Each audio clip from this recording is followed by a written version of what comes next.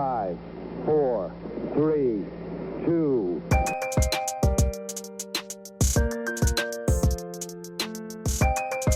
Tier 1 performance.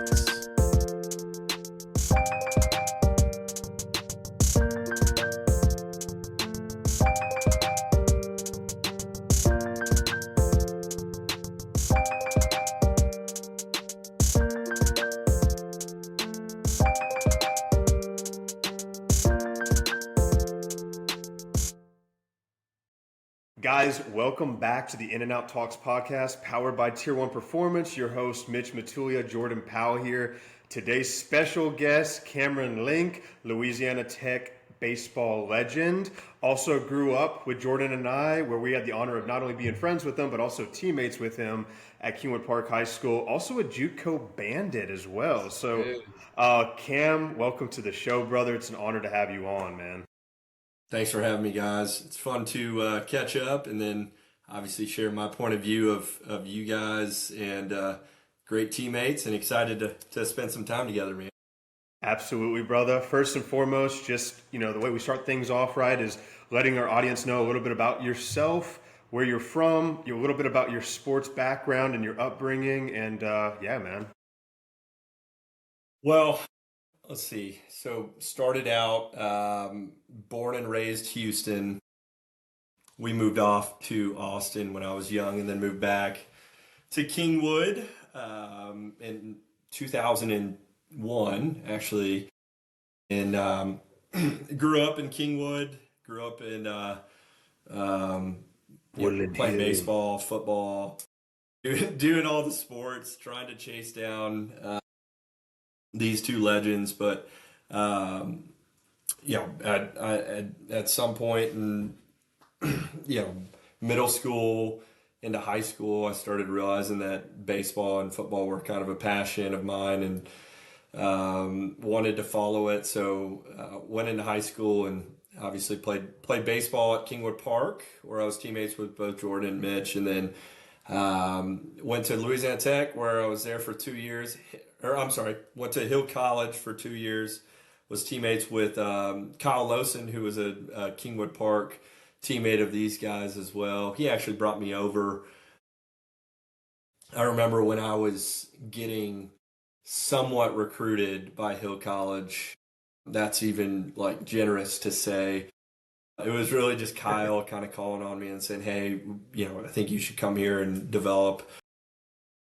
And I trusted him, so went over to Hill College for 2 years, and then from there went over to Louisiana Tech, where I was fortunate enough to play for 2 years, and I ended up playing football for a year as well. And then moved off, got into the world of college athletics, and thought I wanted to be an athletic director. So worked at Colorado State, worked at NC State, and then most recently transitioned out of college athletics as well back at the end of 2024. Thrilled to jump in with you guys, have a good convo, catch up, tell some war stories, but also maybe my point of view as well of kind of what the current state of college athletics look like. And then also, my kind of background as well. Happy to share some of that.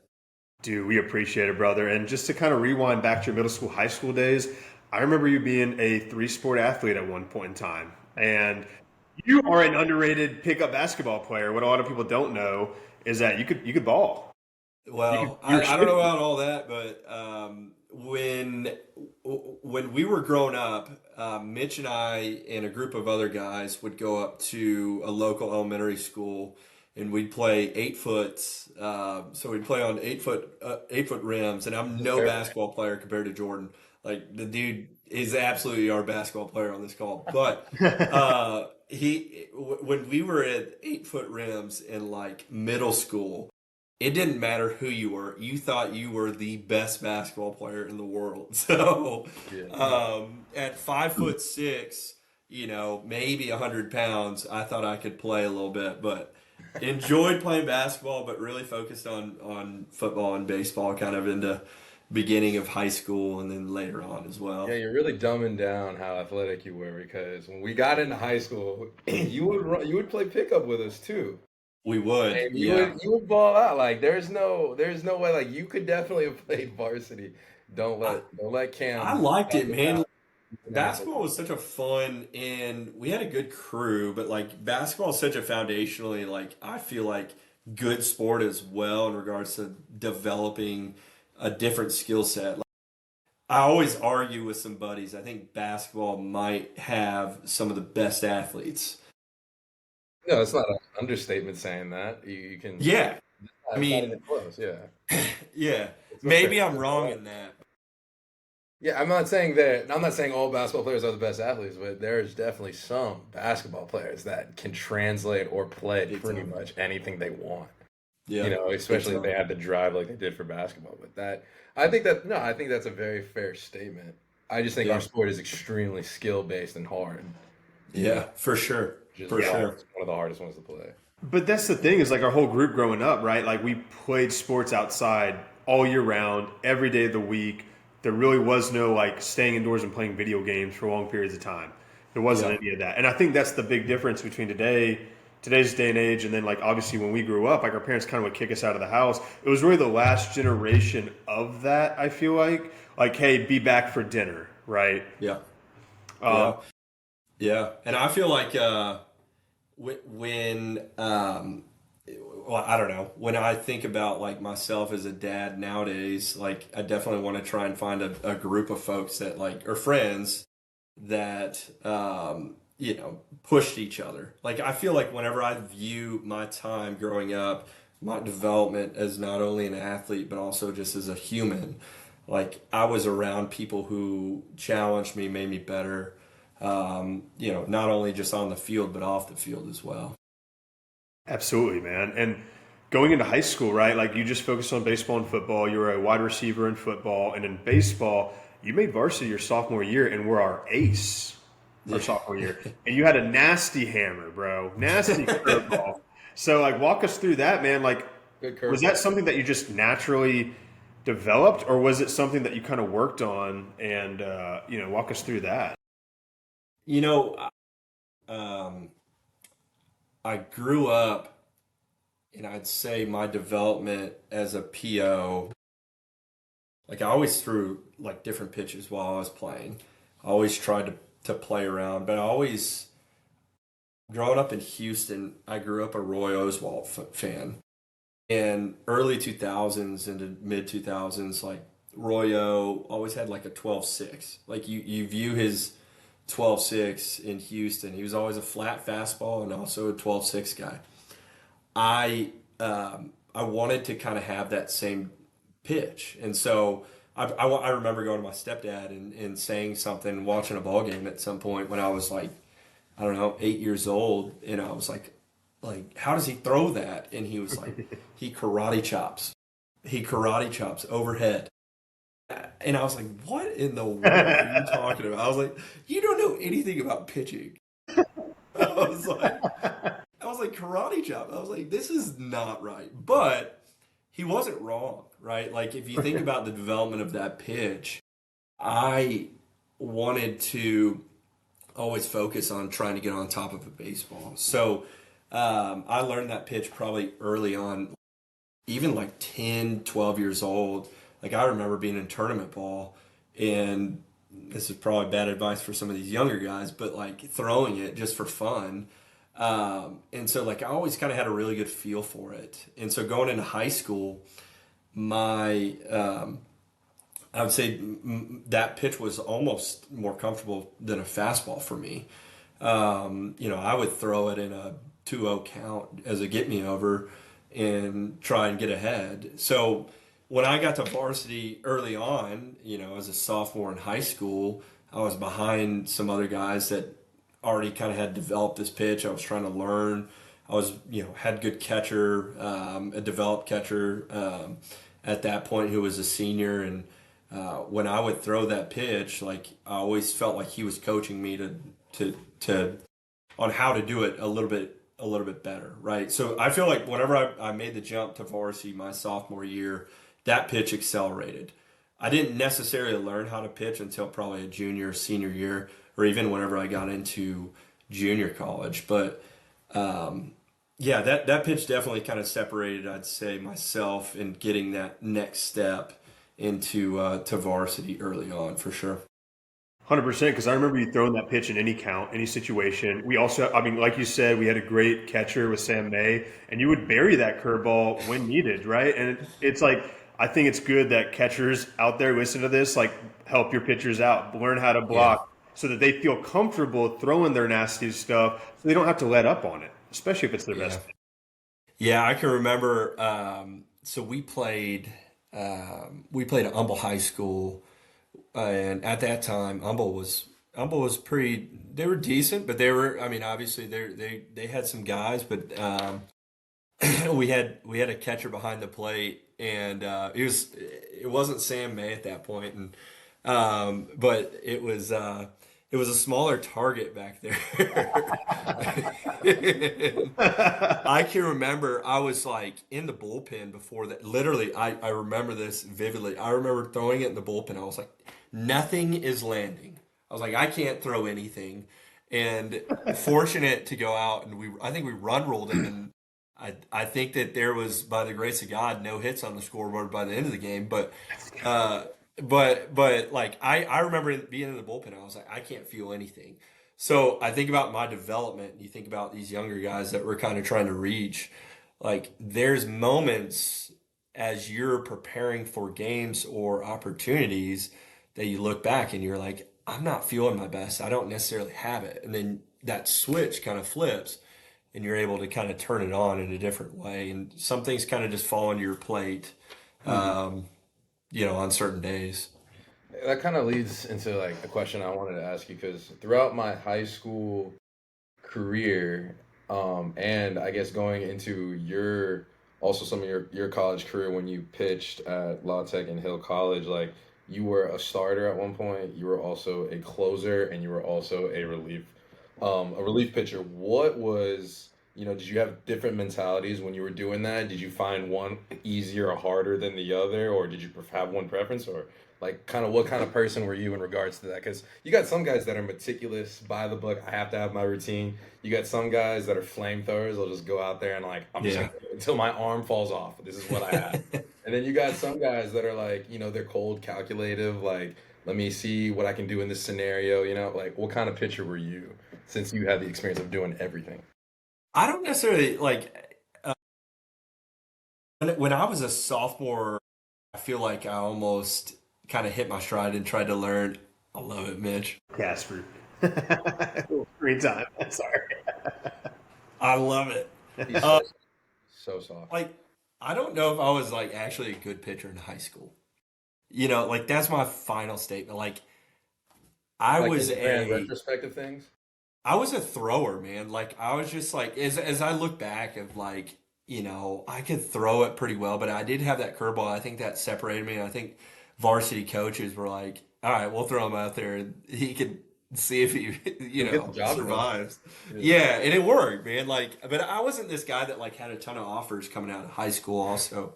Like as I look back, like I was definitely my junior senior year, probably our third, fourth best option. But I went to JUCO, and I remember showing up day one, and at that point in time, I think, and I'm not kidding you, I think I showed up, and they rank you. So they you show up in August, September, you, Best guy, worst um, guy. what's that? They do the best guy, worst guy thing. Oh yeah, man. And they're like, It hurts. okay, they're Yeah. like all the way to the guys that we gave somewhat money to in junior college. You're like, what's money in junior college? Yeah. You're like, you've got two legs and two arms. Like, you're going to pitch 29th out of 30th today. And I remember seeing like the first 10 guys go out there, and I think every single one of them threw like 90. And I remember at that point in time in, 2013, that was pretty hard to me. I think the top end of the guys in high school were still like maybe touching 88, 90. Not like the kids nowadays where you see kids throwing 92, 94, and they can spin it as well. Like these kids were like developing in junior college. So I get to junior college, I'm behind all these guys, and I'm just like, man, I've got to put on weight. I'm 145 pounds, and I've got to develop.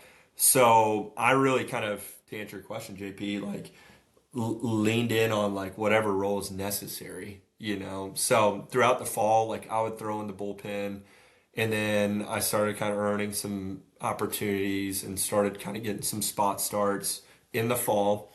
But you roll out freshman year of junior college, and I've moved my way up from 29 to, you know, a starter. How did And you overcome that being like, going from thrower to pitcher? Is it just like, I kind of like aimlessly dialed in, or, yeah, maybe I stopped trying to be perfect, maybe I pitched to contact, or maybe these guys were just all looking at flamethrowers? all of it, man. That's a good, like I feel like that adjustment, you guys know this. You guys both made that adjustment at the Division One level as well. I feel like the adjustment from high school to freshman year of college is drastic in a lot of ways. Like you learn so much about the game, you learn so much about yourself. You're Yeah. trying to develop and understand like, how your body actually looks compared to other people, how sophomores versus freshmen look. You Right. know, I like can if you honestly, I can honestly say that when I went to college, everyone, especially the upperclassmen, not only were they more developed, but they were bigger than me. But it was like, yeah, I think they're better than me at this point, but I don't think they're out of reach. Like I think I trained hard enough that they're not out of reach. They're probably better than me right now, just in sheer raw talent, raw ability, yes, skill, experience, obviously, because they're older. But I yeah, never felt like it was out of reach. And then I think with everyone being at that base level of like a high school star to some degree, it forced me to kind of just automatically, without even thinking, like I'm at the top of my game. It's already a playoff game, and it's just practice, right? Especially when you don't know anyone. It's like the tryout of your 100%. life. Yeah. You haven't even met the whole coaching staff yet. 100%, man. And I think too, man, it's like the first time in your life where you're not focusing on any other sports, right? You're in a small college town where there's really limited distractions. You're playing baseball. You're on the field 5 hours a day, 6 days a week. And Yep. so you have nothing to do but develop and but get better, right? And so like there's a very limited amount of kids that have a full grown man body coming out of high school. For the most part, there's late bloomers, right? And so like you need to go develop for a couple years. I mean, Jordan and I, we preach to a lot of kids the importance of junior college. If you're not D1 ready out of high school, go junior college Yeah. because you'll either become D1 ready or you're going to quit baseball. It's one or the other. Like, Right. That's how I was. That's yeah, a good point, man. And I think you learn so much quickly, right? Like, and to both of y'all's credit, like I think that if you probably view, you view yourselves, like if you could look back at yourself and say, how would I do things differently? Like, I don't necessarily know if I would do anything differently. I do like to tell kids or tell people, like, hey, go and just be like a serious sponge for like 3 or 4 months. If you're not already going to be like a starter at a Division One, University of Texas or Texas A&M or whoever it is, like go learn the game of baseball and just be a sponge for like 4 to 5 months within your first year. No, I agree because I literally left Kingwood Park High School thinking I couldn't learn anything else more about baseball. Like there's no one on the coaching staff, none of the players, no one could teach me anything except maybe my private instructor that I go see that was like for the Rockies or whatever. He could teach me stuff, Yeah. but like I thought there was everything I needed to know about baseball. It's just like kind of like working on your physical raw talent and polishing that. That's gonna get you to the next level, which is half part true on top of Yeah. that. But like when I got to college, there were things about base running, like, you could have, if I was just like, if you're fast enough, you're safe.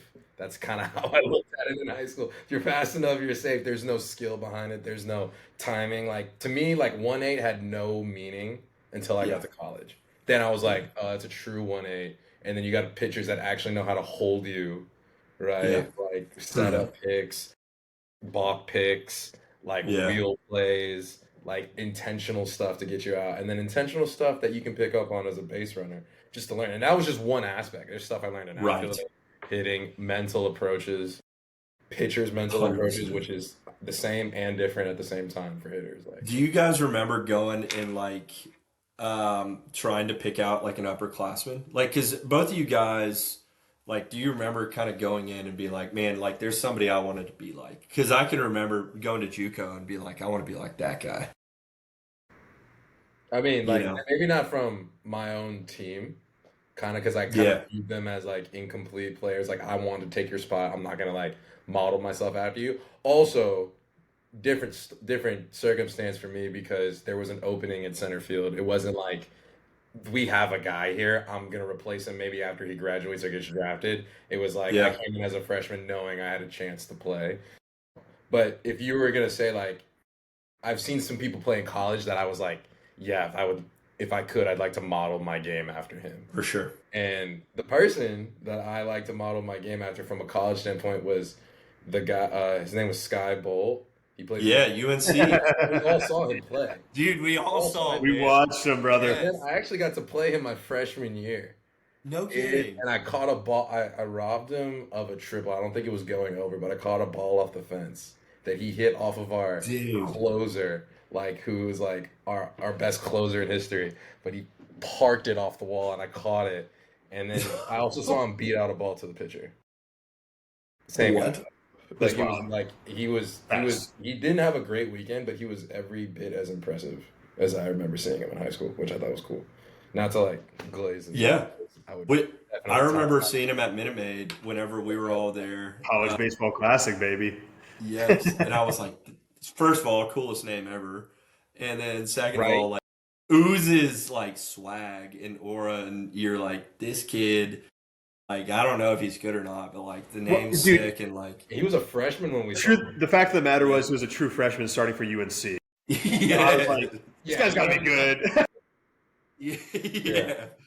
You're like, yes, I want to be that guy. Yeah, dude. And I mean, honestly, I went to a pretty blue collar program at UTSA. You know, there was like a lot of upperclassmen that were really hard workers.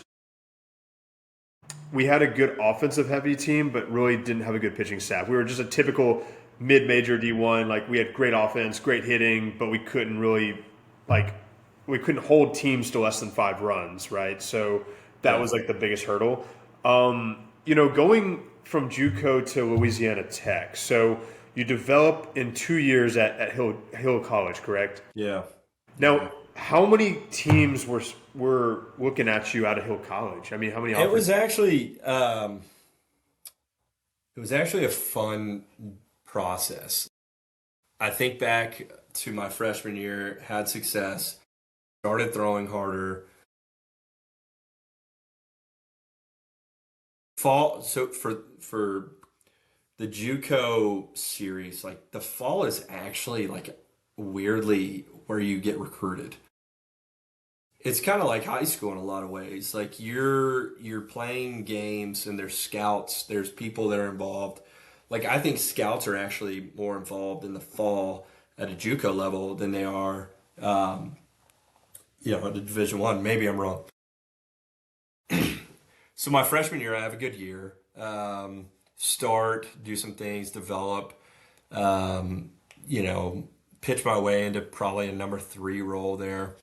And then I start kind of getting some looks. I go to California in between my summer, in between the summer of my freshman and sophomore year. And during my exit meeting at Hill, I had a great teammate, like fantastic teammate. Nate Harris was his name. He went off and played pro ball. Nate is somebody I love, and Mitch, you probably know the name at some point as well. But Yep.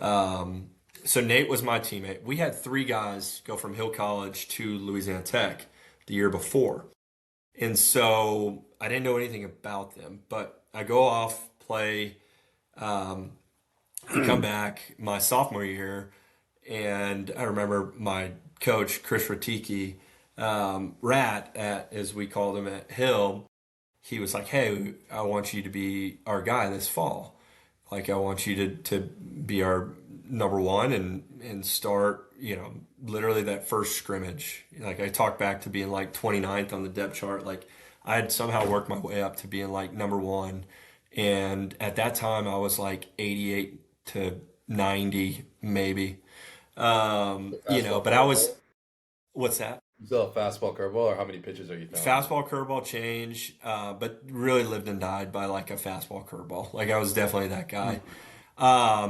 So about a month into the fall, it was probably late September, early October, we go to Dallas Baptist, and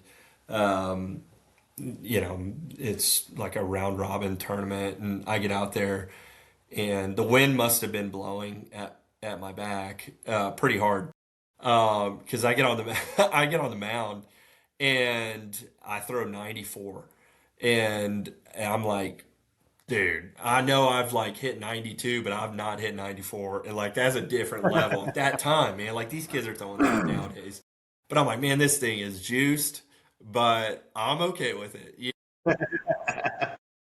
But like, in all honesty, I throw well. Like, I throw like my 2 innings, and I think I throw like, strike out like 4 or 5 guys. And it was the best pro I've ever thrown in front of the right people. And so I started getting some calls then. And at that point in time, I started filling out questionnaires and doing things that revolved around the draft. And I was like, dude, this is like not me. Like, I'm not this guy. But like, like you two, like me, you kind of get like this taste of like what could possibly be. And pro ball is always kind of a pipe dream, but, I start throwing well into the late fall, and I was getting calls from UTSA. Went and saw Mitch on a visit. Went to Texas State. I was kind of mid-major guy. Got calls from Texas Tech. Got calls from some other schools, but nothing in regards to like an offer at like a large Division I. And at that point, Nate had committed. The guy that I was just referencing, Nate had committed to Louisiana Tech. I went on a visit with my entire family. So my folks went, my brother, my sister, like, who were in college, and they're like, we're going to go up to Ruston, Louisiana. Yes. And I'm like, okay, what a visit to go on. And we go up there, we go to a football game. Jake Wells, who I love, he's at Louisiana Tech now, and Greg Goff recruit me. Greg McCarty, who went on to ACU, great guy, great man, somebody I could see myself playing for.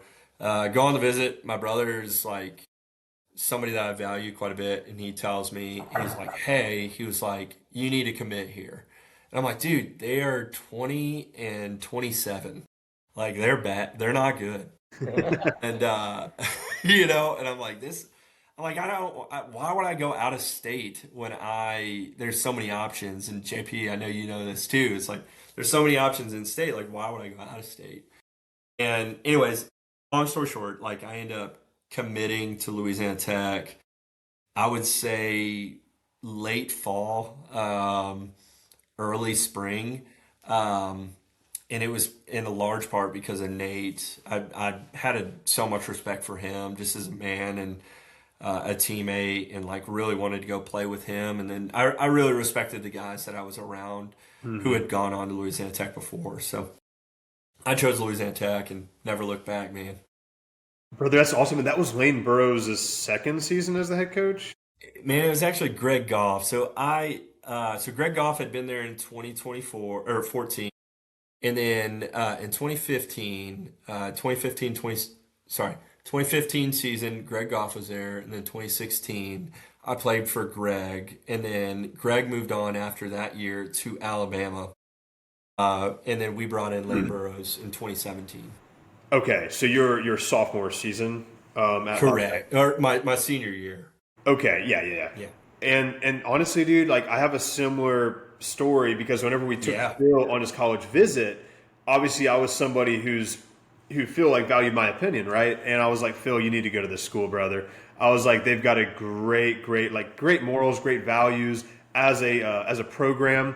I loved what Lane Burroughs was building at that time, and I saw it before my eyes. I was like, Louisiana Tech's becoming a baseball school, big time, man. And I was like, here's a place that he's not really he could be the guy, right? And so I was like, Phil, go to this school, man. You're gonna be just fine. Yeah. And sure enough, dude, like, both you and him ended up having great careers at Louisiana Tech, man. It was it's a funny story about Phil. So I was thinking back to how Phil ended up at Louisiana Tech, and I remember your dad calling me, Mitch, and he was just like, hey, we're thinking about coming up to Ruston, like, should we, type of thing. And I was like, man, I said, it's 4.5 hours away from Kingwood. It's a small college town where you can kind of nestle yourself in there and make an impact. You can get a good degree. You can meet great people. And it's kind of an opportunity to come in and, like, play day one, for Phil. So my wife actually, JP, I don't know if you know this story, but my wife gave Phil, like, he came on campus, and Lane calls me up because I was a graduate assistant at that time, and he's like, hey, he said, Phil's coming up. Can Kendra, who's my wife, can she give Phil the campus tour, because she was doing some recruiting stuff for the campus. So literally, my wife, what's that? Are y'all both graduated? She's still going to school there. She, at that point in time, she was graduated. So we were both graduated, but she was working for the university as a recruiter. And she gave all of Mitch's family and Phil, like, a college tour. Yeah. And I think he ended up committing, like, a week or two after. But did he know at the time that y'all were dating Kendra? Did he know Kendra was your? No, I don't know, Mitch. Well, I don't know. He has no idea. Like, dude, funny side story real quick, because on Phil's official visit, my parents just let me and Joe go with him, which was a great idea on their part. Like, honestly, because they're like, we want you boys to experience this. And at the time, you were deep snapper for the football team. That's right. Okay. And y'all were playing Mississippi State at home. And Burroughs is like, we all go into Burroughs' office first thing. And Burroughs is like, man, I'm so happy all you Matulia boys are here. He's like, man, we go out there to watch the Mississippi State game. It's going to be great. I forgot about this. We went to Steele's house first. We played some pool. We went tailgating. We went out to the game. We actually tailgated with Kendra before going into the stadium, and her parents. Maybe that was it, yeah. We watched you try to run downfield and try to target the biggest human being on Mississippi State's team. Bro, and you got pummeled, brother. And I was like, yes. Yes. And I saw you get up talking trash to the dude who just decked you. Definitely talk trash. That's a Cameron staple. Dude, I loved it. Dude, that is a hilarious story. That guy plays for the Tennessee Titans too. Jonathan Simmons, or I'm blanking on his name, but I remember him. He got renewed. He was like 6'4", 260. Like, he blocked 2 punts. He scored 2 defensive touchdowns actually in that game. So it was like, okay, this guy's trash to him. Dude, the game was like, it was like 70-3, and there was a play that made ESPN not top 10, which was like, I forgot what happened, brother, but it was like a 75-yard reverse touchdown. I don't know what happened, dude, but it was 3rd and 94. It's 3rd and 94. Yeah. There you go. 3rd and 94. So I was going to say it was like a butt fumble, 3rd and 94 butt fumble. Like, it was weird, dude. I forgot about that, man. I'm glad he committed still. He did. He did. Like, I don't care how good the football program is, man. He's like, I'm here to play baseball, and that's what you guys provided for him, man. And, dude, pull it up. He had a great career. Great career. 5-year career. Got his MBA. Can't complain. Met his wife. Yeah. Met his wife. I think everybody met their wife at La Tech, dude. It was just one of those schools. Just full of wives. You marry up. It's like standard, man. Which Cam did. Cam definitely. Oh, very much so. Leverage. No, like, very much so. My wife's family. Go ahead. Sorry. We all saw the pictures. We know you. Yeah, that's exactly right. Cam was ugly. Yeah, it is ugly. I didn't know how ugly Cam was until he got a wife. Until he got a wife. I still wake up 8 years later wondering the same thing. And Mitch stood by my side, and he probably wondered the same thing. He was like, I was like, this is awesome. What does she think? So happy. You got to marry smarter and hotter. That's the rule of a man. That's the rule, and you capitalized on that, brother. And had a great career, man. Like Yeah. for all the young people listening, like go to Louisiana Tech. You can marry up, have a great career, and have a great college experience. Brother, that's my athletic director right there. Yeah. Promo right there for them right now. Well, hey, dude. So you played in one regional, right? Or was it two? We did. We played in one regional. Our first year there, we flipped the script. Like it was a great ball club, man. We early in the year, like it was kind of the same story, man. Like I came in, I wasn't a starter. There were some older guys that were really good, still great ball players. We had Phil Deal who ended up playing in the bigs, pitching the bigs. I was in his wedding. Phil's a good buddy of mine. We had some other arms, man, that like day one, I was like, dude, I'm not going to start. Like I've got to earn my stripes. And so we go into the spring and I started midweek and earned my way to the weekend, started on Saturdays, had some good spot starts, and then earned my way into starting on Saturdays conference wise. Later in the year, kind of spun out. Didn't have a great end of the year / conference tournament. End up getting to a conference championship, or I'm sorry, ended up going to a regional. We went to Mississippi State. Had a chance to. We played Mississippi State, Cal State Fullerton, and SEMO. And we come out game one in typical kind of West Coast small ball faction, scenario. Cal State Fullerton pitches their way into a win against us and goes 1-0. They beat us 1-0 actually as well. And then we play SEMO. We beat the brakes off of them. And then Greg Goff, who was the coach at the time, calls me and he's like, "Hey, you're going to pitch against Fullerton again." So ended up pitching against Fullerton. And then we won that one and played in a game against Mississippi State. But what an unbelievable experience, man. I know, Jordan, you've been able to play in a couple of regionals. Yeah. Postseason baseball and college baseball, there's nothing like it, man. There's nothing like it. Honestly, I felt like I remember waking up when we were traveling and I was like, I'm not awake enough because it still feels like a dream. For sure. Everything's flying by so fast going through a regional. And I was like, I felt like I needed to be taking pictures on my phone the whole time because I was like, odds are we're not making it again. Yes, we're not. Yes. We're like, it already felt like an act of God. Like we were already there, right? Yeah. Y'all were South Carolina? Yeah, we went to South Carolina. So I played USC. We go there our first night. I had a terrible feeling. I woke up. Their stadium was awesome. The facilities were unreal. And I woke up and I slept on my neck wrong and I couldn't turn my neck. So I'm taking BP facing the dugout, using peripheral vision. And my motto and ever since I was in high school is to at least try and hit one ball out in BP.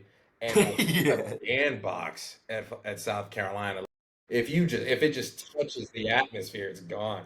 And I couldn't make good contact because I couldn't move my neck. So everything is short. So I had a terrible BP session. I'm having the trainer work on my neck 24/7. Dude, I end up playing decent. I think I go 2 for 4. We end up beating South Carolina. I remember watching that, man. It was awesome, dude. I was cheering you on. We had a "Go Roadie" chant and a stadium full of South Carolina fans that are just hammered. And they were, I mean, I played at a lot of SEC schools, played against a lot of them. And I got to say, I was kind of unimpressed with all the trash talking the South Carolina fans. They were loud. It was obnoxious. They were just drunk ragers, shouting in. A&M's smart about it. They're witty. Yeah. I'll give it to them. Louisiana, Mississippi might be the best. Those two states are really solid. Yeah, that's what I'm saying. Every stadium has their own thing about it. Arkansas has a lot of humor with theirs. They try to embarrass you or whatever. Which I think is hilarious. But South Carolina, they were just calling us. They were just mother effing us, hard R's, F words, everything in the book, nothing to do with baseball. Nothing. It was just great bull. You're come on. And like God. that in itself is funny, but like I mean, I was just like it was first inning, like we hadn't even gotten started. It was just straight from the Raptors because SEC you can drink, and most Big mid time. majors, and I think it's like it's by conference, but like most mid majors you're not allowed to drink at a game, maybe a Yeah. basketball game, but not like at an open baseball field. So like that was a cool experience, and then beating them, and then seeing going and play Duke and UNC Wilmington, and it's like you said, it's like the greatest experience ever.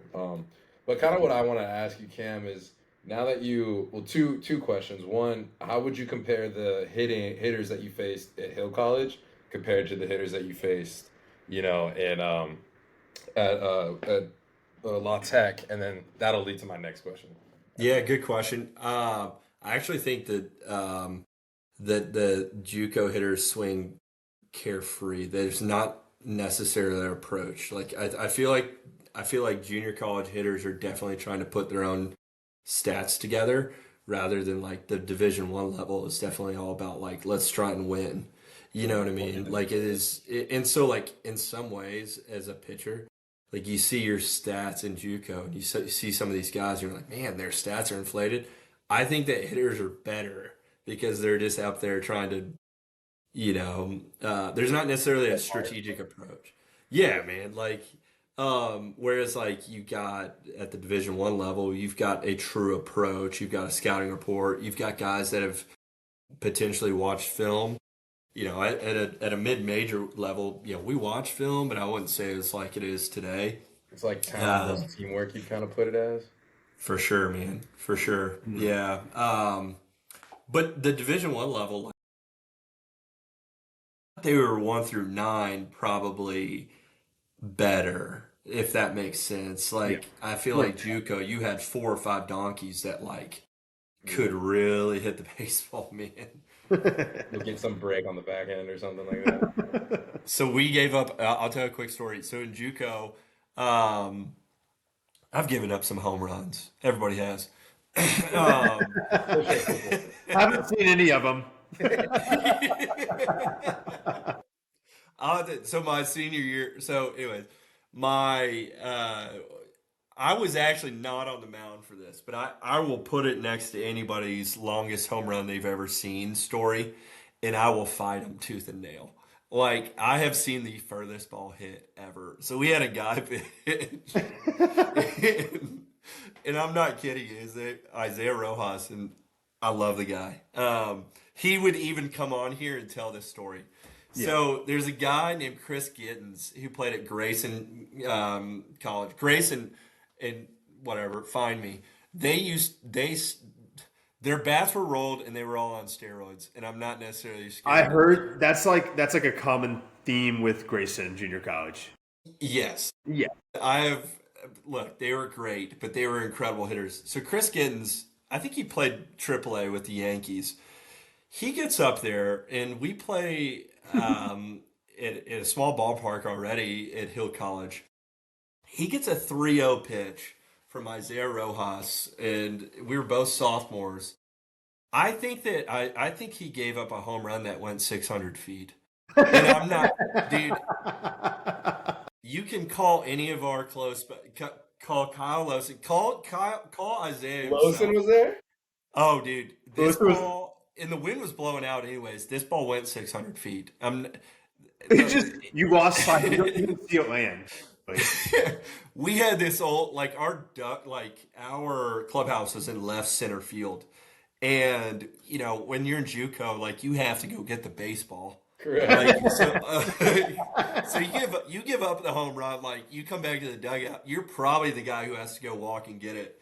Like I think Isaiah was gone for like 30 minutes. he had to go get his own home run that he gave up. That's awesome. That's so comes back. JUCO. He comes back, and we're losing like 15 to like 12 because junior college they don't care. Like the runs are a premium. And he comes back and he was like, "Fellas, that was the farthest ball I've ever seen it ever." Did he tell you where he found it? Oh, he found it. It was like on a softball field that was like maybe 100 yards behind. Dude, it was the furthest ball I've ever seen. It was literally. Straight left field. You should have taken one of those tape measures you measure from like home to first base and just dragged it out to see how far. If you ask all 60 people who were at that ball game Yeah. that day, 60, and that's being generous. yeah, they would all agree with that story. I promise you. So that's my difference between JUCO and Division One. All right. Well, my follow-up question would be, being that you had to pitch and kind of earn your stripes at both Hill College and La Tech, did you feel like any different when you went from, high school to Hill versus, going from Hill to La Tech? Like, was your back against the wall, or were you just like, hey, I just got to dial in again and let it take over? Like, what happened with you there? That's a good question, man. I feel like I had to grow up quickly. Going back to what we talked about going to play Division One, or even just going to college as a whole, man. Like, you've just got this growth phase where you just got to grow up quick. But if you play Division One or you play Division Three, you can step onto a quarter field, and as an 18-year-old versus 22-year-old, you got to jump in and develop quickly. So I feel like, me personally, JP, like, I was 150 pounds walking onto campus, and I realized I needed to put weight on. I needed to develop. I needed to mature. I needed to figure out who were the right people that I needed to surround myself with, and I needed to do that quickly, or else, man, I was going to be on the chopping block, right? Like, you can kind of fall behind quickly, or you can dive head first. You can get distracted, or you can come in and be centered and say, hey, look, I want to be really great at this. And I was that guy. Like, I came into Hill College 29th on the depth chart, pitching day 2 out of 30, and said to myself, I've got to put on weight. I've got to throw harder. I've got to develop a third pitch. And because I feel like that curveball was still there, but it needed to kind of pick up some speed. Right. Did just that. Louisiana Tech, kind of the same story. Still some guys who I came into Louisiana Tech, and there was 27 transfers. We had 27 JUCO transfers with freshmen on top of that. Wow. And there was like 1 or 2 sophomores, and so like it was just like JUCO again. Yeah. Right. Like, you were just like the best junior college guys. They found them, and they said, "Hey, come on over," and that's how we were, successful for the 2 years. But it flipped the program too. Like, Mitch knows this. Like, going to a regional, I think that was the first time that a team had been to a regional in like 40 years there. Yeah. Like, I mean, it was crazy. It changed the trajectory of that place in a lot of ways for the better. It wasn't because of me. It was because literally I was playing with guys who were unbelievable, and went off and were successful as well. Well, it's so cool that you were a part of those teams that set the standard for that organization moving forward, man. Because now it's like they've hosted a regional since you've been there. They've been to multiple regionals, and they've been pretty close at sniffing out a super regional. So, I mean, they're going to get it in the near future. I have no doubt about that. Yeah.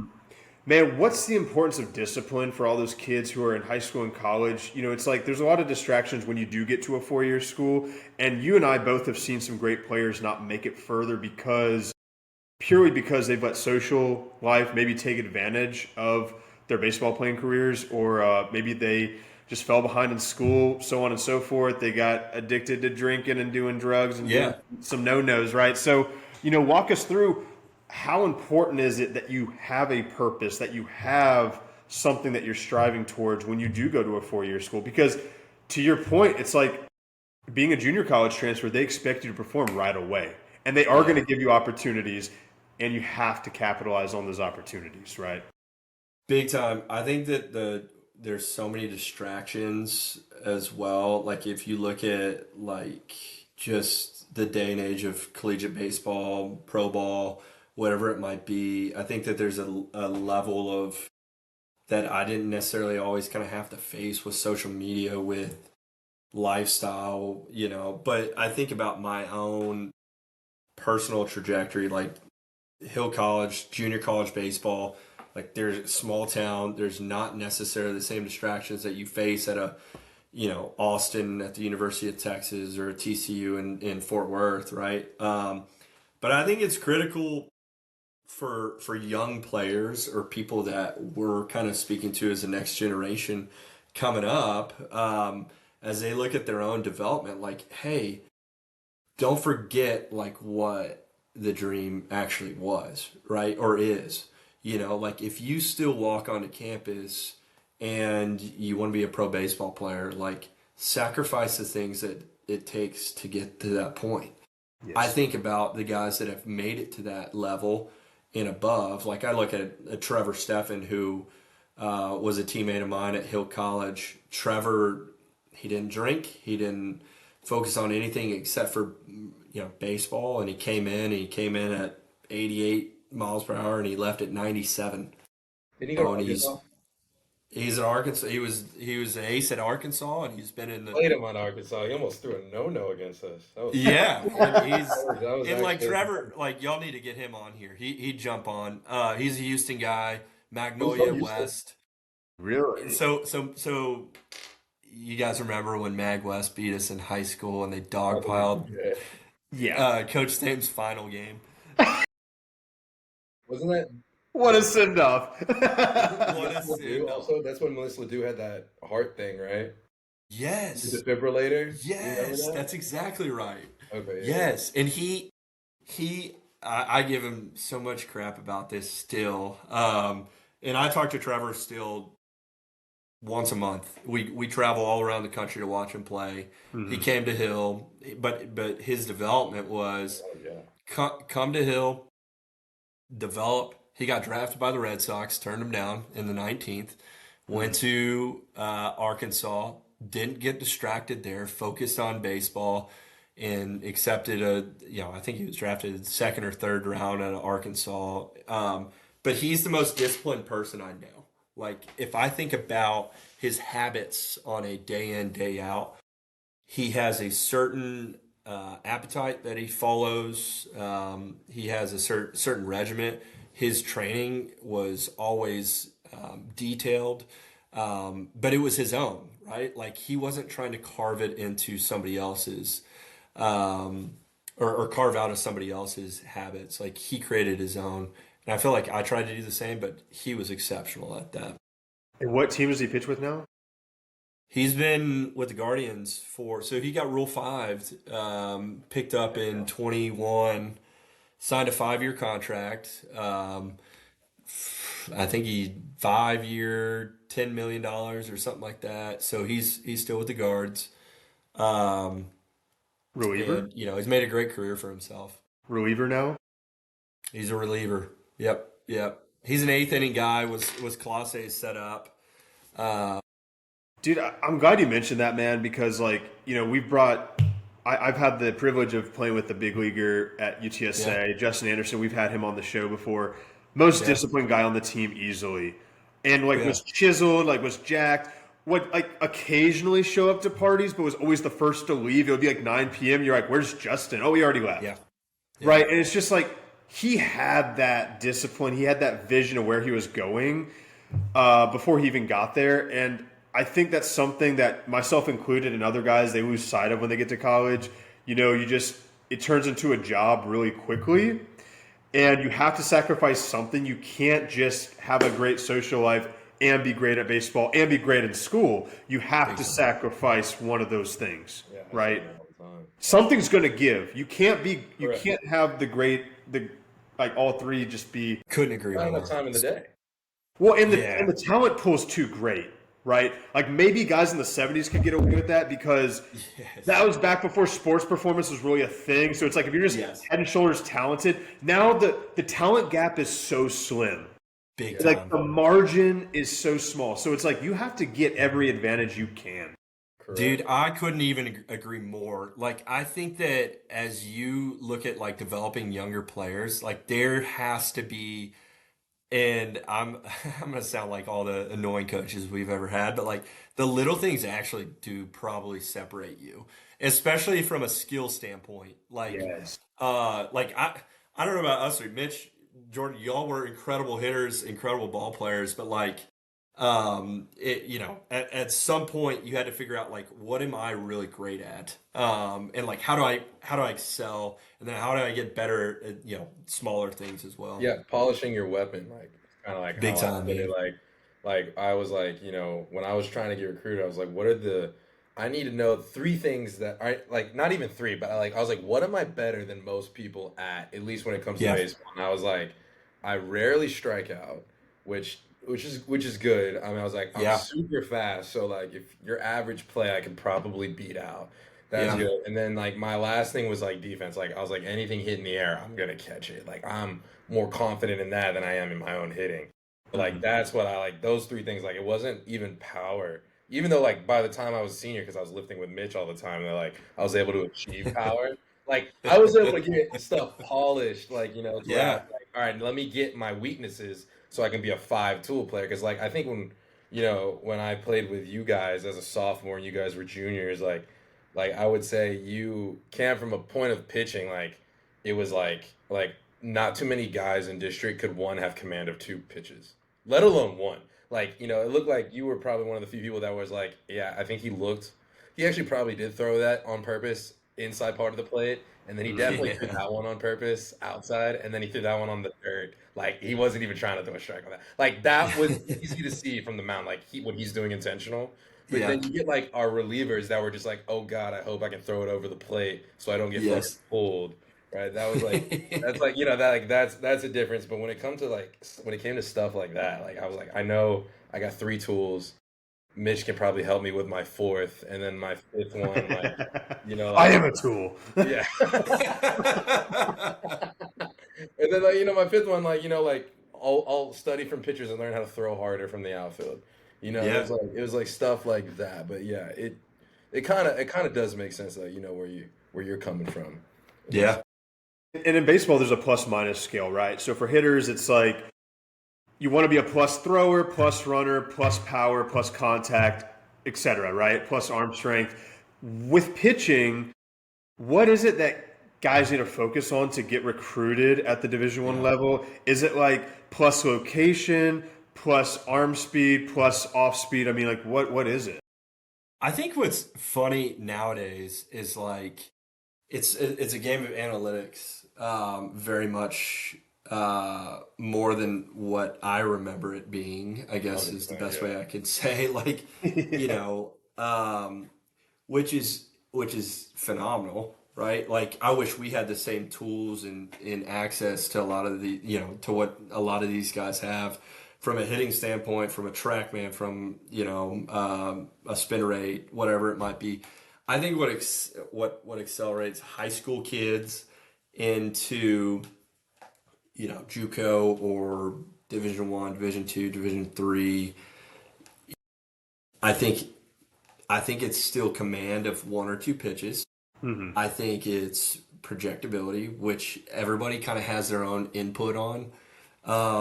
Nowadays, I mean, I guess you can scout kids and maybe take a guess at it. But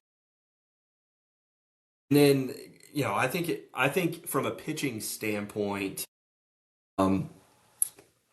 what separates a lot of the kids nowadays is just ease. I would say, like, you look at a kid and you're like, that's a ball player, right? Like, maybe I'm off on some of this too. I went to a high school game on Wednesday. We've been choosing these games. I've been taking my boys to a high school baseball game every Wednesday. That's cool. Just to get them out of the house and get them away from mom. Give mom a break. And what's that? Give Give mom a break. Yes. And she's like, get out of the house. Yeah. But we sat there and watched as best I could while I was trying to watch my own kids. And I was watching both pitchers, and there was a short little lefty that kind of reminded me of a couple of kids, but he had like a good little command. And like, then there was this really tall, kind of lengthy right-hander that jogged out there, and I was kind of laughing to myself, and I was like, the right-hander throws harder and he's in the zone. I was like, but the lefty, just some reason, He's actually pitching. is pitching. Is like, you look at him and you're like, man, he just, like, I'd take the lefty, if he throws 76 to 78, and he's left-handed. You can spot it up every once in a while, and he's got one or two pitches. Rather than the tall, lanky right-handed kid that you're just like, he doesn't necessarily know where it's going at times, Thrower. but he's a thrower, man. Yeah, Yeah. I don't know. Maybe that's just me. Yeah. No, I mean that kind of reminds me of like Jason Blanchard a little bit, right? Being a lefty, Yeah. he was a pitcher. He didn't Yes. like have like plus anything per se, but he could light up the zone. By the time he was a senior, he was throwing pretty hard. So But like like, my junior year, he was like upper 80s. Upper 80s. He Yeah. played for the Houston Heat too. He played yeah, for the Houston Heat. He ended Yeah. up following me to Rhode Island, and then he went to Lamar. But I mean, Did like he? I remember when Cox told me he's like Jason Blanchard's gonna be our ace. I go, you're a joke. Like I go, that's crazy. I was like, I mean, when you thought, because when you thought about it, like at that point, Jason, I don't even think he was like a buck 20. He was shorter than all of us, and like I've known him. I've known him for a little bit, but I didn't know him to throw like hard or anything. But Yeah. mind you, at this time, he's been on JV and don't know what he's been doing, don't know what he's been working on, and then this guy ends up going to AAA for the No San Diego kidding. for the Padres. Yeah, he was at AAA. I think he got released, and now he's playing in the Mexican League. Mexican big leagues. Yeah, I I want think to he's say. playing in the Mexican League, Yeah. and he's doing really well. I mean, That's he was sick. throwing like 94. He was sitting like 94. with, Yeah. like, Holy smokes. upper He's 80s. playing for the He had a Chihuahuas, power something slider and like. change. Dude. I mean, no, he Having was some good. good marks down there. Oh my! Like a tahini around the rim, something. Yeah, Yeah. you'd be surprised Fast, how many. what is it? What is gosh darn, Danny Trejo or whatever his name is? Eastbound and down. Eastbound Eastbound down. What's it take to buy a Mexican baseball team? $10 and a burrito. Dude, that's our guy Blanchard, man. He's down there living it. He did. That's He did. sick, though, man. That's He did awesome. really well. It's awesome, and you know what? He was with a great organization, so it's like, who knows if he balls out in the Mexican League? It's like he can get an opportunity with a small market team. You know what I mean? Sure. For sure. That's how Yeah. it works. Because when we're in an organization full of like, hey, I'm going to go after free agents. It's like, well, you got to get traded, or you got to Yeah. get released and picked back up by another Yes. organization. Right. Yeah. 100%. That's how it works. Yeah. I didn't know that, man. That's awesome. Well, man, Cam, so talk us through about today's day with NIL, Yeah. right? Do you agree with it? Do you disagree with it? Specifically with baseball, do you feel that it's better for the sport? Does it benefit mid-majors more? The loaded question here. And Yeah, so I left college athletics. I was baseball, and I ended up playing football for a year. I was a long snapper, and then I worked for the college. Or I worked for the college we went to, Louisiana Tech, and then moved off to Colorado State. Worked in the athletic department, NC State, and then obviously decided to leave in end of 2024. So a couple of things on the state of college athletics from my vantage point as somebody who was a student athlete at the junior college rank and then Division One. I had a tremendous experience. Like I view that I worked really hard for everything that I wanted to accomplish and accomplished so much and left the game, and I have no regrets. Like, loved it. I would tell my sons the same thing. Like, love the game of baseball, love the game of football. Think that it had an incredible impact into making me the man that I am today. I don't feel great about the state of college athletics. Okay. Here's my vantage point on this. Good, bad, or indifferent. If we're developing young people to actually go and get an education, and this is for kind of the one percenters, right? Like this is for the people who are at the highest of high levels. This is for the top 5 people on each program, from baseball, basketball, football, you name it.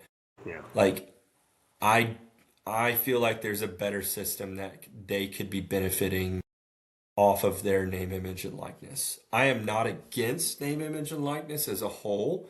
I think the premise of it, I think if you are, I think if you're actually endorsed by, let's just call it Raising Cane's, or donor that is like, hey, I want you to be the face of our business, right? Like, I think that is healthy. I think that if you're Johnny Manziel in 2012, you're going to the Heisman, and you have not made $1 off of your name, but Texas A&M has made 50 million. That's corrupt. And Johnny probably should have been endorsed by local folks. I am not for the pay for play.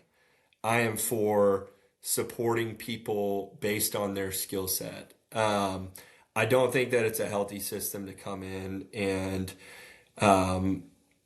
just pay people for, 1-year contracts. There's got to be 2-year contracts. At the mid-major, it's going to destroy. It's a Louisiana Tech. I'll come on here and say it, and wherever. From a football standpoint, it's a feeder school.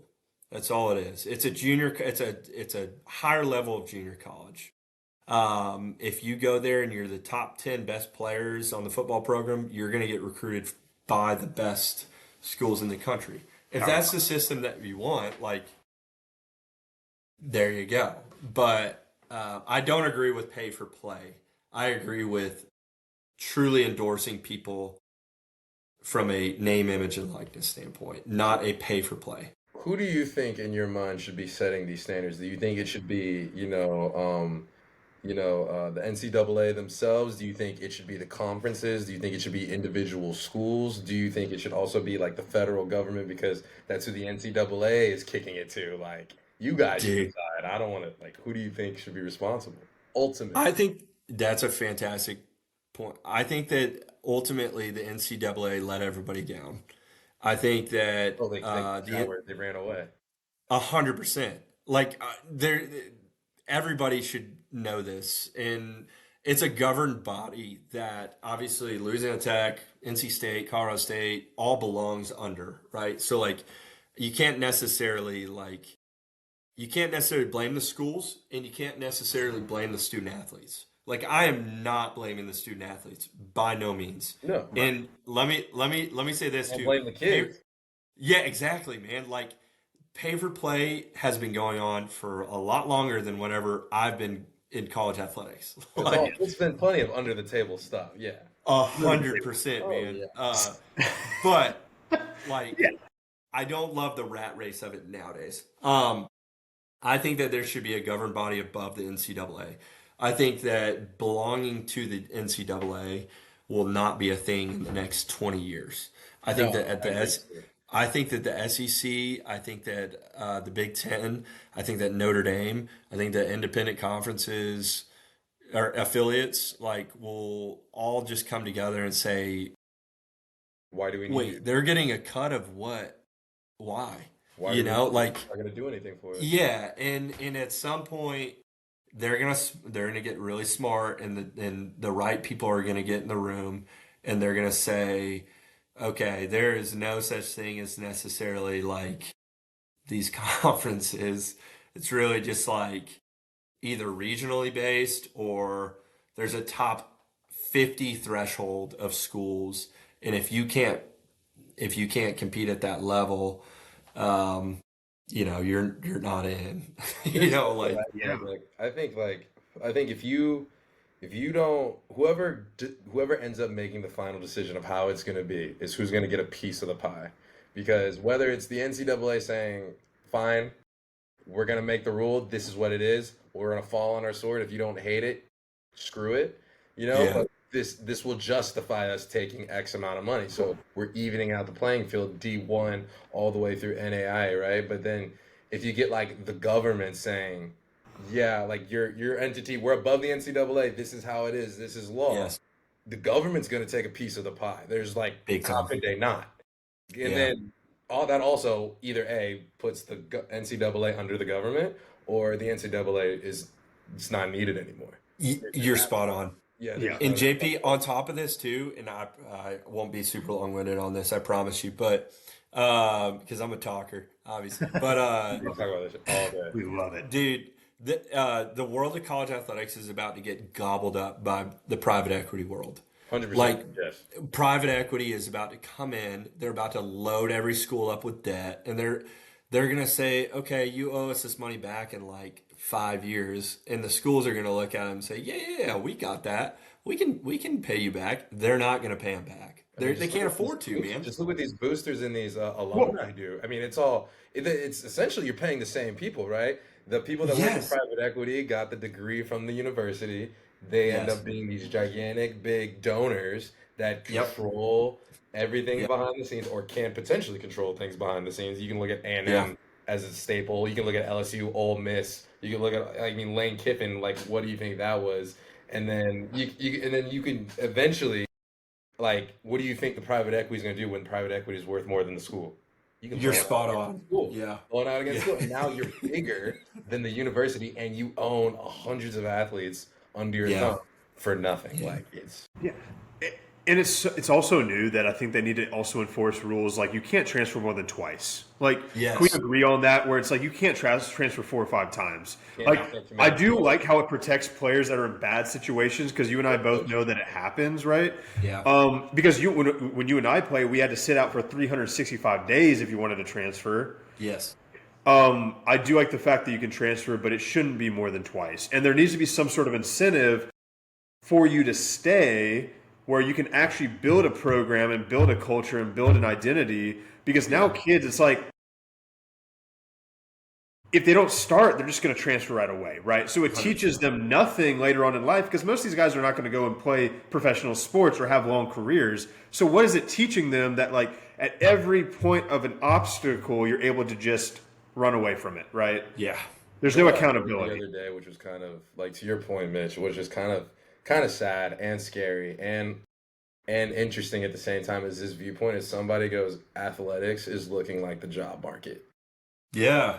That's a Like, good point. athletics right now is reflecting the job market. Like, Yeah. hey, I'm qualified to do this, not getting this, I'm leaving, I'm going to this. If And there it's was like, a whether it's 6 months, whether it's a year, but it Big used to be time, back man. in the day, you gave me this opportunity, you gave me this scholarship, I'm yours for 4 years, loyalty, commitment. If I transfer, I get penalized. Here's how Yeah. you do it, brother. I think you give all NCAA athletes a full scholarship, okay? And then you give them food allowance, you give them money per diem per month, right? That you get groceries, you get your room and board covered. I think every athlete would be generally happy with that. Yeah. Yeah. Yeah, 100%. Yeah. I I know love I that. was, man. Like, I don't know Dude, about y'all. Like, I didn't come from much, and I don't necessarily I, like a degree for me was like a big deal. Like, and I think we're devaluing the degree a ton. And like, what's scary about that is like the degree still matters quite a bit in the job market. It's You, literally like you their high know, school diploma. You have to have it to go forward. 100%. And then you're like, okay, like, dude, if I'm looking at, man, this, like, if I'm looking at it as an employer and I see a kid that's transferred, he played ball at Louisiana Tech, he transferred to LSU. Okay, he wasn't good at LSU, so he left to go to Louisiana Monroe. And then, oh, okay, he realized he was pretty good at Louisiana Monroe, so he's going to go to Louisiana Lafayette. And it's like, dude, what? You were at 4 schools in 4 years. Like, at what point do we look at it and say there's absolute zero loyalty to your program or even the people that you're around? But I mean, like, even if you could look loyalty aside, because when you get to the big leagues, I think loyalty is kind of cut in half. It's half of Yeah, it personal, half of it is loyalty.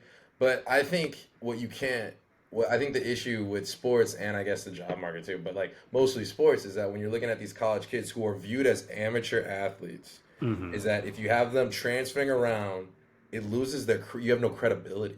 Like with those yeah, pros, you have yeah, proof, a long line. You have college proof, you have minor league proof, you even have professional proof because they were on a rookie contract for 3 years. But you get to these college people, freshman, a red shirt, his yes, third year in third colleges, his fifth year, and he's been to 4 colleges. Your credibility is shit. You can just be like, oh, I just did really good. That's why I wanted to leave. But you call yeah, that coach like he's a nutcase. dude, Like, I didn't get him out of there fast enough. He transfers again. yes, Well, he was yeah, doing fine. I had no issues with him, but he fought somebody on the team, so we had to let him go. And like we didn't want to ruin him. I thought he was a good kid. So Right. I didn't say anything about it. We didn't report him. There was no police report. We just let him transfer at his own Yeah. will. Like, stuff like that happens, Put a bonus structure incentive involved. Be like, hey, if you start for this program for 2 or 3 years, you're going to gain an extra $1,000 per month, $2,000 Yeah. per month, right? Something like that, where Yeah. there's some sort of incentives for them to stay. Yeah. Because ultimately, I think mid majors, you're right. They're turning into a stepping stone school, right? Like, I think La Tech and UTSA can have great seasons, but then when those players do well, they're just going to transfer right out. It's You just a won't have a revolving dynasty. door of new guys You won't coming. have a span of like, how Rice would go to the World Series for a span of 4 years because they had a whole culture of generation guys that were part of that team that did it. You won't see that anymore. You'll see like the hottest guys with the best talent at that time come through once a season, and it'll just Spot switch on. from team to team. I doubt you can get a team to do multiple unless, they just pay everybody the max. Like LSU can afford to get the 40 top, UT, Or LSU, like Yeah. and then just pay, and then whoever plays gets paid. Yeah. And at that point, you got to acknowledge them as professional athletes. Yeah. 100%. Because otherwise, like I said, with the credibility, you can't Yeah. trust an 18-year-old like that. Because if you paid me $1 million at the age of 18, I'm going to do what all 18-year-olds do, and that's going Spot to on. back off, blow the money, and then when I don't Oh, dude, yes. want, right, I'll just go somewhere else if someone else is going to pay me. Yeah. Why would I fix my attitude if you just gave me $1 million for who I am? Right. Like, as I am. Like, it doesn't make any sense. 100%. So, I'll tell you where the state of college athletics is right now. And from my viewpoint, so I was catching up so I was in fundraising at the rest of these schools. So I was originally tasked with raising money for facilities, for capital improvements, for scholarships. It obviously evolved into NIL at some point, and that's kind of when I realized that it was probably the end of my road. Had an incredible time. I would change nothing about my own career path. Loved college athletics, had a great experience, loved NC State. I was catching up with a donor on literally Thursday of this past week, and I'm not going to name names at all, but I don't think he'll listen. Hopefully he does for all of this. But so I was catching up with a donor the other day, and I said, man, how you been? What's going on? What's going on in your world? And he goes, man, just trying to work hard so we can pay these kids. And I know this school, and I'm not going to name the institution, and I'm not going to name the sport. And I rebuttal, and I said, well, it's not working so well. Because I know it's not, right? And Yeah. it goes back to the return. That's what's kind of at the point. he is donating quite a bit of money to pay for these kids to go to school, and there's no return. And the kids don't care. They don't care about his investment. They don't care necessarily. And I'm not saying all kids don't. Don't get me wrong. Right. There's definitely a majority of kids at some point. I would hope to support and help at some level at Louisiana Tech. I love the place, but my point in saying that is there's got to be some sort of structure to the support of what we're doing. I agree. JP, you're on mute. Your mic's off, JP. shoot, my fault. Oh, you're good. No, I was just agreeing. There has to be some sort of structure because Yeah. I think student athletes deserve to get paid, and I think Yeah. they should get paid. However, I don't think there should be the wheels can't fall off. If a guy Agreed. who works a 9 to 5 or a regular job has to, go through these up and down trials to get a raise from a major Yeah. corporation, you can't just. There has to be rules and structure for an 18-year-old taking a donor's money or a school's money unchecked and then just running off unchecked. That's my thing. That's my only thing. There's no structure. Yeah. There's no structure. That's We're not the saying only. That's deserve why to I pay. go back to the NIL part. I like the premise of name, image, and likeness. Yes. I don't agree with pay for play and then kids leaving and not developing. That to me is dude, it's just that's a broken system. The structure doesn't even have to be perfect. There just has to be Yeah. something. It doesn't. 'Cause Yes. it can be worked on. It doesn't have to be perfect. I don't even Correct. think it has to be fair because I don't think it needs to be fair. Some athletes Correct. do not need to get paid as big as other athletes. Some sports at this time shouldn't be paid as much as other sports. You can do the whole Title IX thing. That's a discussion that can be worked on, right? But there A has to hundred be percent. something. We these athletes should get paid. There has to Yeah. be some sort of structure, and then you got to modify it. But for them, like we said earlier, to completely back on and say, I want nothing to do with this because this looks like a headache, and it definitely will be. This Yeah. looks like a case of lawsuits and, what do you call it? Eligibility class action suits, probably. Sure. Yes. But you have to do it Yeah. because that's what, otherwise, I don't understand what the NCAA is there for. Yeah. A Yeah. 100%, man. I don't know why. I don't know why we didn't get paid if that was Yeah. the whole point. A 100%. We all went into that room. We all had to sign that sheet of paper saying the NCAA basically owns us as property and they can make money off our image and likeness, but we can't receive anything because it's illegal. If they can't change it now, there's no point. Like, I don't understand. But I there has to agree. be some structure. We deserve to get Yeah. paid. You acknowledge that by letting it happen. Just put something in place and then you just do it over time. Like, nothing's perfect, right? I mean, I agree. Mitch, it's been like an hour and a half already, and we haven't even talked about the parent side. I'm sorry. No, this is No, no, this is this- good this for parents usually to how hear it goes. all of it, right? Because it's Okay. like This means we they're have going to be reeling I'm just this. having fun with you guys. This is like We're literally kicking the it most with the fun I've had in, boys, like, man. forever. We're kicking it with the boys right now. We'll I do got my like, espresso martini, so Yeah, let's go, get you through it. we were all I've three only had together. like We 2 of got these like ever, and they're the what did you say? We're honored. Official drink of TOP, an espresso martini. My tell wife his just wife made. that. She was like, "Do you need like a coffee or anything?" I was like, "Yeah, but Up her and a it's gotta downer. have alcohol." That's that southern charm, southern belle coming out. Well, You don't dude, drink, Mitch. Whoa. Do you drink? Hey, Do you not drink still? dude, every once in a while, like if I go to a ball game, I'll have a margarita.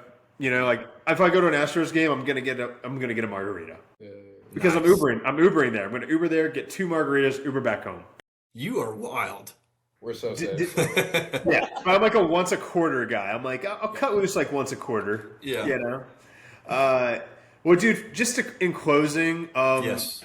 Cam, just what advice would you give to your younger self, knowing what you know now, not only in baseball but also in life? Oh man. Man, I guess we're the old guys talking about this now.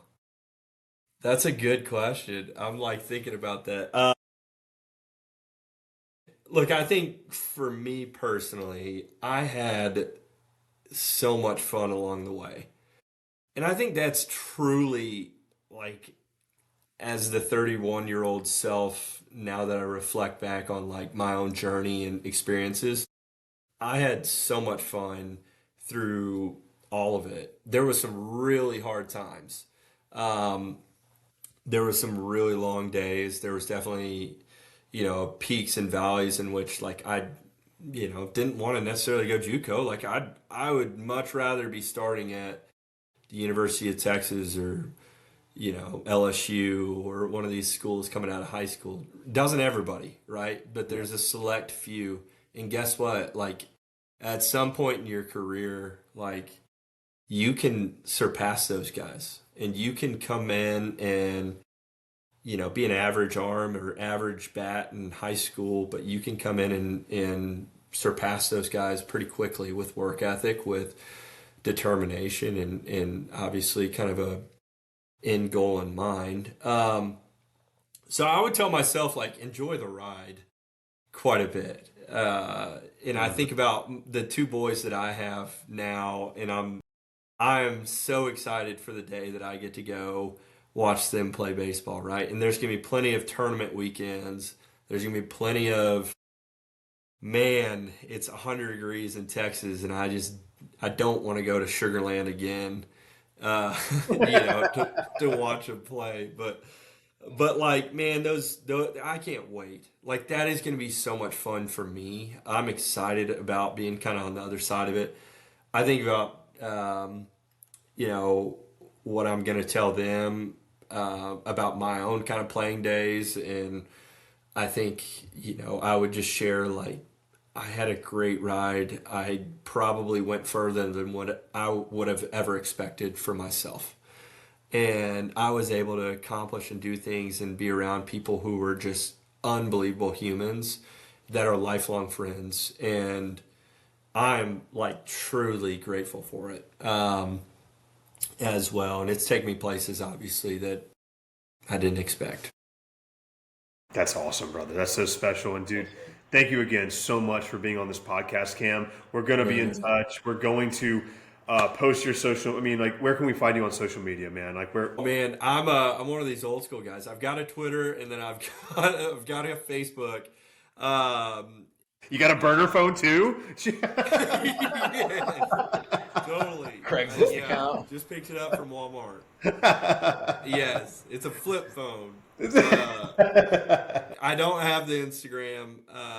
I'm not super active on Twitter, but I like to follow people. But follow me, my first and last name, on Twitter and Facebook as well. But I truly value just you two, and this has been super fun for me. And obviously, I'm a talker, but I'm more so just like I love doing life with you two. And JP, I know we hadn't caught up in a while, man, but it's fantastic to get. Yeah, it's great to see you too, man. We'll see each other soon though.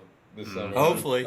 Soon as Dude, if you need a hand or two moving, brother, we're one phone call away. Like, I can't wait to see you, man. Like a warm Texas welcome. Dude, I can't wait. And Mitch, you know how much you mean to me, man. Obviously, we were sad to miss you at your wedding, but you're somebody that stood next to me on my wedding day. So I love you and your family, and yeah, it's always good to see both of you. Love you, brother, so much. And tell Kendra we said hello, and we better see her on next time. Will do. All right, boys. See y'all. Have a great night.